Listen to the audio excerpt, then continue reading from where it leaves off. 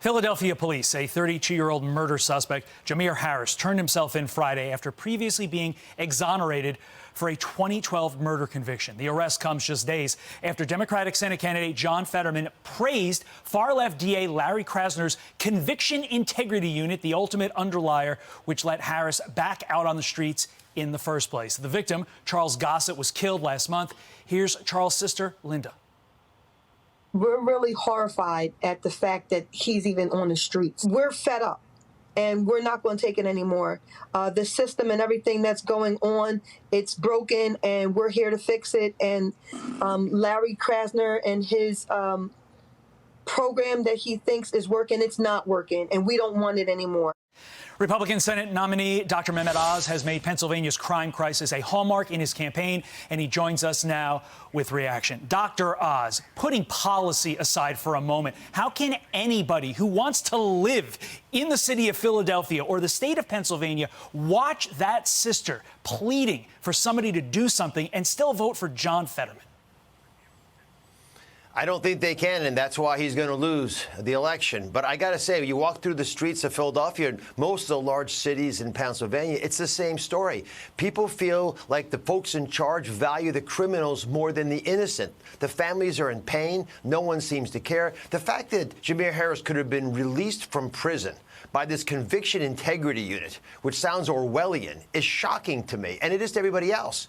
But only days ago, John Fetterman praised it, talked about how it was groundbreaking. It was a beacon of light. He actually said we should have similar mandatory programs in all the counties of Pennsylvania. The parole board that he serves, he wanted to have it do exactly what this conviction integrity unit was doing, which is go back, find people who are guilty, and get them out in the streets. In fact, even worse than that, he voted 25 times against all the other parole board members to free convicted murderers, which makes him the most pro-murderer candidate in America. But it doesn't make any sense. He even goes out and hires the people that he releases. So when you side with the criminals over law-abiding citizens, people get upset. And the folks in Philadelphia have been saying they feel like they're part of a social experiment.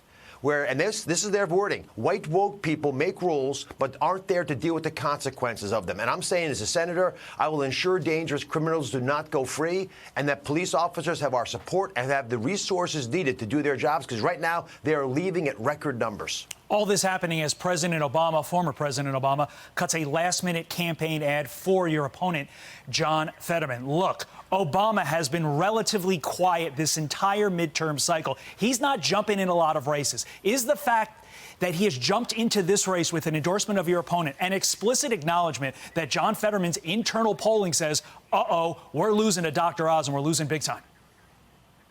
Now, of course, you're seeing it in a lot of public polls as well. And this is an acknowledgement also that Democrats do not want to lose Pennsylvania because there's no path to them having a majority if they do. And so I'm encouraging everyone, please go to droz.com, support us. Let me tell the truth about John Fetterman more than he lies about me. But you're going to see more and more Democratic leaders and a lot more money flowing into Pennsylvania, even more than has already come here to try to get this seat back. It's not going to happen. You're going to debate John Fetterman on Tuesday. Of course, policy is going to be front and center, but we'd be remiss if we didn't focus on the elephant in the room, which is John Fetterman's health. Based upon what you've seen since you've last spoken out about that, are you going to treat John Fetterman's health any differently, especially in light of the constrictions, restrictions that will be in place for this debate to allow John Fetterman to debate, quote unquote, fairly? I have tremendous compassion for what John Fetterman is going through. I've conceded on everything possible to make sure that he's able to participate in this debate. It's the only one he would agree to. He's got closed captioning, whatever he needs. I just want him to show up on Tuesday so we can talk to Pennsylvania about our policies and let them see how extreme his positions have been on the economy, on crime, which we just talked about, on the open border with fentanyl pouring across it that's taking lives in Pennsylvania daily. These are all positions that he's been loud on, but he's never been able to defend. And I think it's because he's hiding from the voters. Tuesday, that changes.